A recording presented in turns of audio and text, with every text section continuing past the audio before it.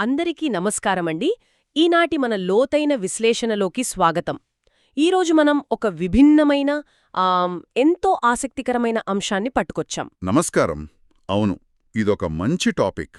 సాధారణంగా మన ఇళ్లలోనో గుళ్లలోనో ఏదైనా హోమం, అభిషేకం లేదా పాతకాలపు ఆచారాలు జరుగుతున్నప్పుడు నేటి ఆధునిక తరం అంటే మన జెన్ జెడ్ జనరేషన్ వాళ్ళు కొద్దిగా దూరంగా నిలబడతారు కదా. నిజమే. ఒక రకమైన డిస్కనెక్ట్ కనిపిస్తుంది అక్కడ. కరెక్ట్. ఇవన్నీ కేవలం మతపరమైన కార్యక్రమాలనో లేదా గుడ్డి నమ్మకాలు అనో పక్కన పెట్టేయడం మనం తరచుగా చూస్తుంటాం.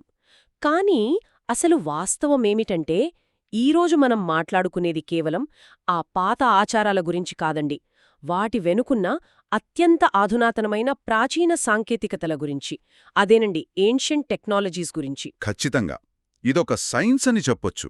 అదే ఈనాటి మన విశ్లేషణ ముఖ్య ఉద్దేశ్యం.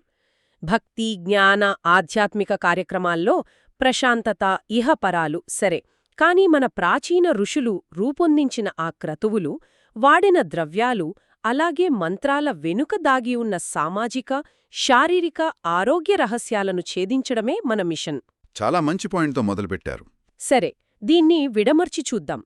ఈ ఆధ్యాత్మిక కార్యక్రమాలను మనం తరచుగా దేవుడికి సంబంధించినవిగా ఒక మూసధోరణిలో చూస్తాము కదా, కానీ వాటిని ఒక సైంటిఫిక్ మైండ్తో గమనిస్తే అందులో ఒక అద్భుతమైన మానవశాస్త్రం దాగి ఉందని అర్థమవుతుంది.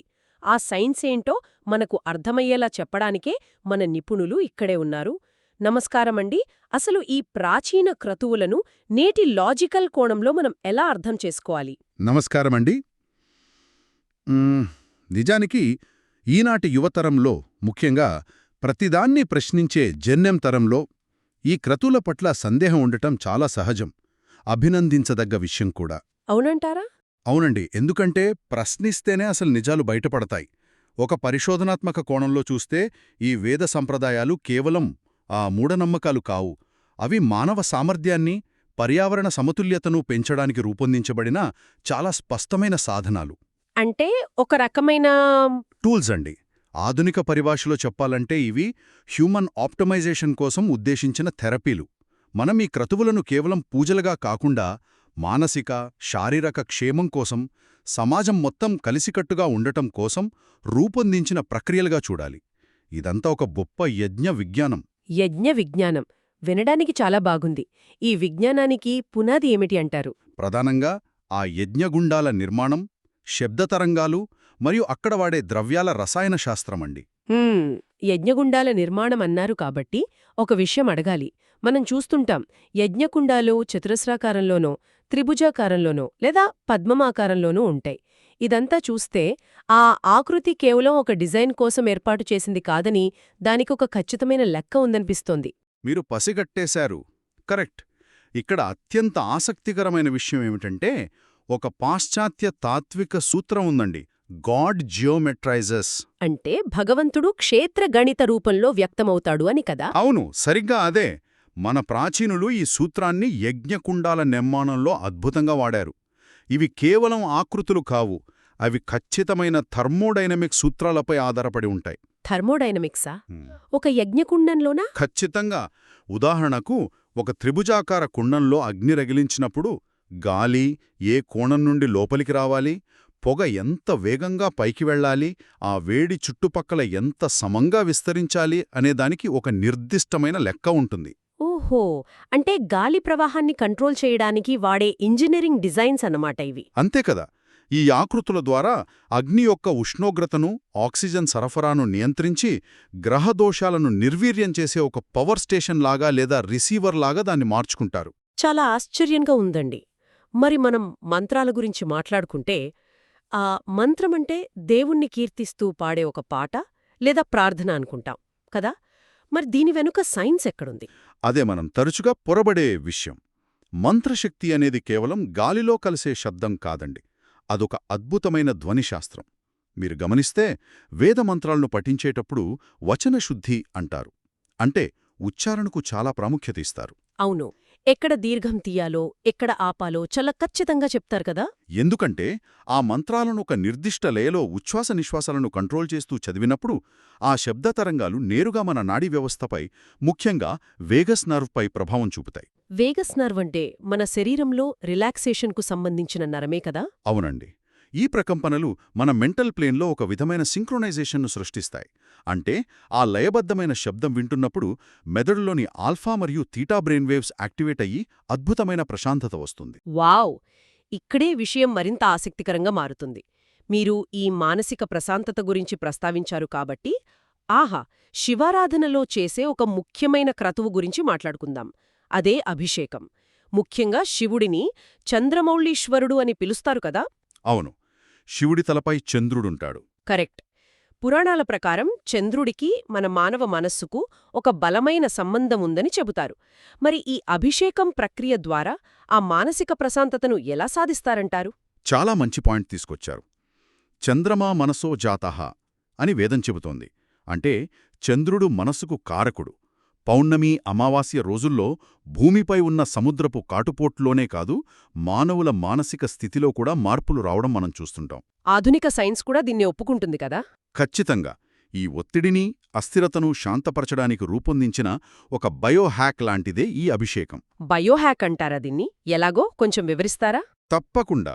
శివలింగానికి ఏకధారగా నీరు లేదా పాలు సమర్పిస్తూ అదే సమయంలో లయబద్ధంగా రుద్రం పఠిస్తారు కదా. ఇక్కడేం జరుగుతుందంటే, ఒకవైపు ఆ చల్లని నీటి ధారను చూడటం వల్ల విజువల్ ఫోకస్ పెరుగుతుంది. మరోవైపు ఆ మంత్రాల ప్రకంపనలు వినడం వల్ల ఆడిటరీ ఫోకస్ పెరుగుతుంది. ఓహో, అంటే కళ్ళు చెవులు రెండూ ఒకే దగ్గర లగ్నమవుతాయన్నమాట. అవును, ఈ రెండూ కలిసినప్పుడు సాధకుడికి అద్భుతమైన మెంటల్ ప్లేన్ సింక్రొనైజేషన్ జరుగుతుంది. బ్రెయిన్లోని రణగొణధ్వనులు ఆగిపోయి ఒక ఫ్లో స్టేట్లోకి వెళ్తారు. దీనివల్ల కేవలం ఆ క్షణంలో ప్రశాంతత రావడమే కాకుండా ఇంకేమైనా దీర్ఘకాలిక ప్రయోజనాలున్నాయా? ప్రధానంగా 3 లాభాలున్నాయండి. ఆయుష్, ఆరోగ్యం మరియు సౌఖ్యం. ఆయుష్ అంటే ప్రాణాయామం లాంటిదా అండి? సరిగ్గా చెప్పారు. మంత్రపఠనంలో ఎప్పుడు గాలి పీల్చాలి, ఎప్పుడు వదలాలి అనే నియంత్రణ ఉంటుంది. ఈ క్రమబద్ధీకరణ వల్ల ఊపిరితిత్తుల సామర్థ్యం, ఆయుర్దాయం పెరుగుతాయి. రెండోది ఆరోగ్యం. అభిషేకంలో వాడే ద్రవ్యాలు పాలు, తేనె, నెయ్యి ఇవన్నీ ఔషధ గుణాలున్నవే. రోగనిరోధక శక్తిని పెంచుతాయి. మరి మూడవది సౌఖ్యం అన్నారు కదా? అవును, ఈ మొత్తం ప్రాసెస్ ఒత్తిడిని కలిగించే కార్టిసాల్ హార్మోన్ను గణనీయంగా తగ్గించి ఆనందాన్నిచ్చే ఎండార్ఫిన్లను విడుదల చేస్తుంది. దీనివల్లే మానసిక సౌఖ్యం లభిస్తుంది. అద్భుతమండి. ఒక వ్యక్తిగత స్థాయిలో అభిషేకం ఇంతటి ప్రశాంతతను ఇస్తే, ఇక సామూహికంగా చేసే పెద్ద పెద్ద యాగాల గురించి ఆలోచించండి. ఆధునిక జీవన శైలిలోని ఒత్తిడిని ఎదుర్కోడానికి సమాజం మొత్తం కలిసి చేసే క్రతువుల్లో చండీహోమం అత్యంత ప్రధానమైనదని అంటారు కదా? అవును, చండీహోమం ఒక మహాక్రతువు. ఇందులో విఘ్నేశ్వరుడు, లక్ష్మీదేవి, నవగ్రహాల సమన్వయ శక్తి ఉంటుందని విన్నాను. ఇక్కడ నాకు తెలిసిన ఒక అద్భుతమైన వాస్తవ సంఘటనను ప్రస్తావించాలండి. చెప్పండి. ఈ క్రతువులకు జీవం పోస్తూ ఉన్న ఉదాహరణ ఇది. మొన్న మార్చి 3వ తేదీన రాజమహేంద్రవరం వద్ద ఉన్న కోలమూరులో ఒక విశేషమైన చండీహోమం జరిగింది. ఓహో, కోలమూరులోనా? శర్మగారు గత 8 సంవత్సరాల నుండి ప్రతీ నెల పౌర్ణమి రోజున క్రమం తప్పకుండా ఈ చండీయాగం చేస్తున్నారు. ఆయన ఆధ్వర్యంలో పలువురు గృహస్థులు స్వయంగా హోమం చేయించుకున్నారు.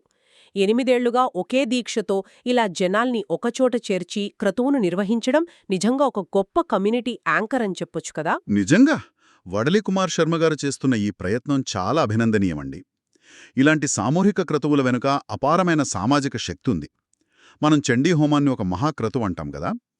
ఆధునిక జీవనంలో ప్రతి ఒక్కరూ ఎన్నో క్లిష్టమైన అడ్డంకులను, ఆర్థిక ఒత్తిళ్లను ఎదుర్కొంటున్నారు. అవును, ప్రతి ఇంట్లోనూ ఏదో ఒక టెన్షన్. చండీహోమంలో వీటన్నింటికీ పరిష్కార మార్గాలను అన్వేషించే ఒక గొప్ప సింబాలిజం ఉందండి. విఘ్నేశ్వరుడి ఆరాధన అంటే మన అడ్డంకులను తొలగించుకునే మానసిక సంకల్పం. లక్ష్మీదేవి ఆరాధన అంటే ఆర్థిక స్థిరత్వం. ఇక నవగ్రహాల ఆరాధన అంటే మన నియంత్రణలో లేని బాహ్య పర్యావరణ, ఖగోళ శక్తులను గౌరవించడం. ఈ మూడింటి సమన్వయమే ఈ హోమం. అంటే ఇదొక గ్రూప్ థెరపీ లాంటిదంటారా? ఖచ్చితంగా.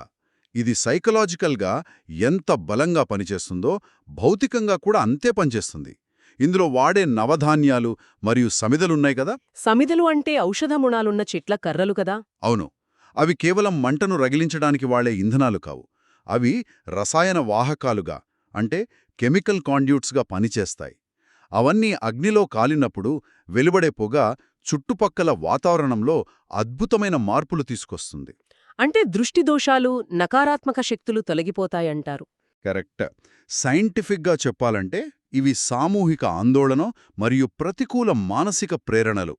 కుమార్ శర్మ గారు చేస్తున్నటువంటి ఈ సామూహిక హోమాల వల్ల ఆ చుట్టుపక్కలున్న వ్యక్తుల మైండ్ సెట్ కంప్లీట్గా రీసెట్ అయ్యి ఒక పాజిటివ్ ఎలక్ట్రోమాగ్నెటిక్ ఫీల్డ్ లాంటి వాతావరణం ఏర్పడుతుంది.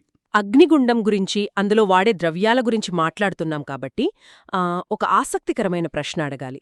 యజ్ఞంలో ఆవు నెయ్యి వేసినప్పుడు అది గాలిలో ఆక్సిజన్ స్థాయిని విపరీతంగా పెంచుతుందంటారు.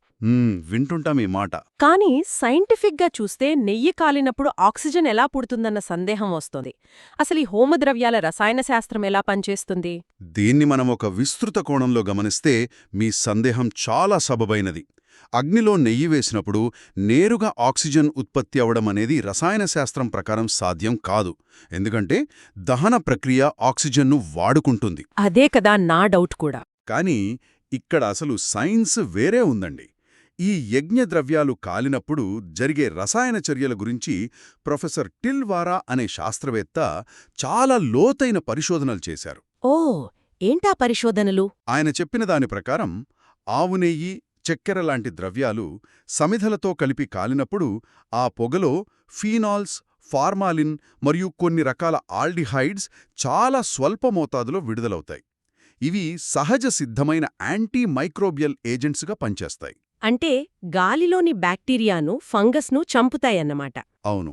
కలరా, మశూచి లాంటి వ్యాధికారక క్రిములను నాశనం చేయగల శక్తి ఆ పొగకు ఉంటుంది.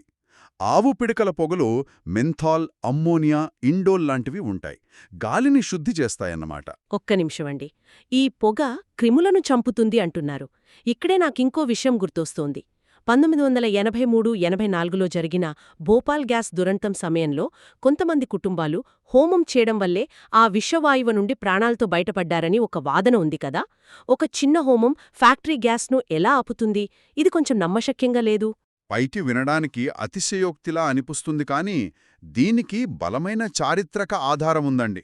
1984లో భోపాల్ దురంతంలో సోహన్ లాల్ ఎస్ ఖుష్వాహా మరియు ఎంఎల్ రాథోడ్ అనే వారి కుటుంబాలు ఆ గ్యాస్ ప్రభావం నుండి సురక్షితంగా బయటపడ్డాయి. నిజంగానా? వాళ్ళేం చేశారప్పుడు?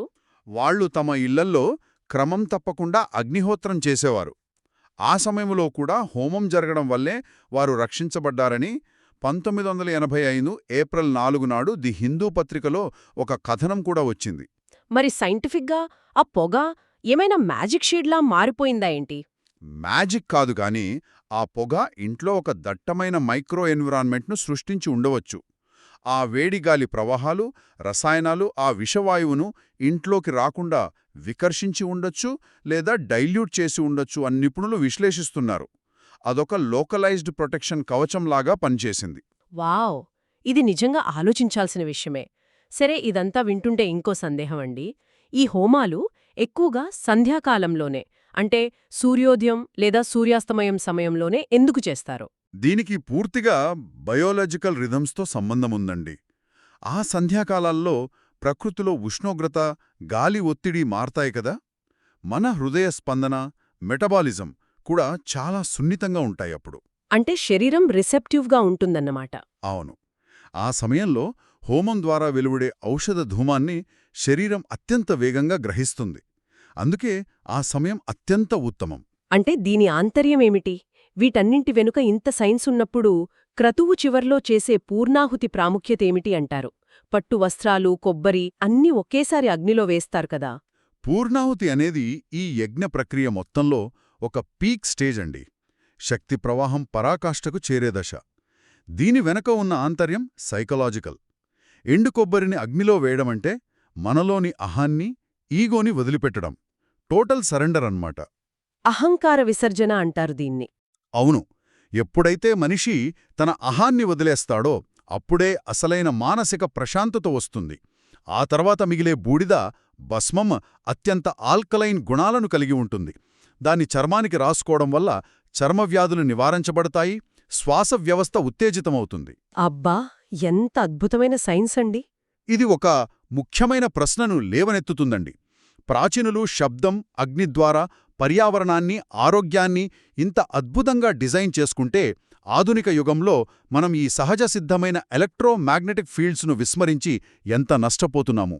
మనం వీటిని బయోలాజికల్ మరియు ఎన్విరాన్మెంటల్ థెరపీగా స్వీకరించాల్సిన సమయం రాలేదా? ఆలోచించాలి. నిజంగా అండి. ఇది ప్రతి ఒక్కరూ ఆలోచించాల్సిన విషయమే. భక్తి, జ్ఞాన, ఆధ్యాత్మిక కార్యక్రమాల్లో లభించేది ప్రశాంతత మాత్రమే కాదు. ఇహపరాలు సరే కాని ఋషులు రూపొందించిన ఈ క్రతువుల్లో వాడిన ద్రవ్యాల్లో, పురోహితుల మంత్రాల్లో మన సామాజిక, శారీరక ఆరోగ్యాలు ఇమిడున్నాయని ఈరోజు వివరంగా తెలుసుకున్నాం. అవునండి. చంద్రమౌళీశ్వరుడి అభిషేకం దగ్గర్నుంచి నవగ్రహ, లక్ష్మీ, గణపతి సహిత చండీ హోమం ఎలా ఒత్తిడిని తగ్గిస్తోందో తెలుసుకున్నాం. రాజమహేంద్రవరం వద్ద కోలమూరులో శ్రీ పద్మాక్షి సేవా సమితి వ్యవస్థాపకులు వడలి కుమార్ శర్మగారు మార్చి 3వ తేదీన చేసిన చండీహోమం గురించి, గృహస్థులు స్వయంగా పౌర్ణమికి ఈ యాగం చేయడం గురించి విన్నాం. పూర్ణాహుతి ఆంతర్యం కూడా జన్నంతరానికి అర్థమయ్యేలా మన నిపుణులు అద్భుతంగా వివరించారు. ఈ ప్రాచీన టెక్నాలజీలను గౌరవిస్తే అది మన భవిష్యత్తును సురక్షితం చేస్తుందన్నమాట. వైదిక క్రతువుల్లో నిక్షిప్తమయ్యున్న వైజ్ఞానిక విశేషాలుపై ఇది గోదావరి రేడియో సమర్పించిన ప్రత్యేక ఎపిసోడ్. విన్నారు కదా? మీ అభిప్రాయాలు కామెంట్ రాయండి, లైక్ చేయండి, షేర్ చేయండి, సబ్స్క్రైబ్ చేయండి. ఈ episode script writer Peddada Naveen. మరో ఎపిసోడ్లో మళ్ళీ కలుద్దాం. నమస్కారం.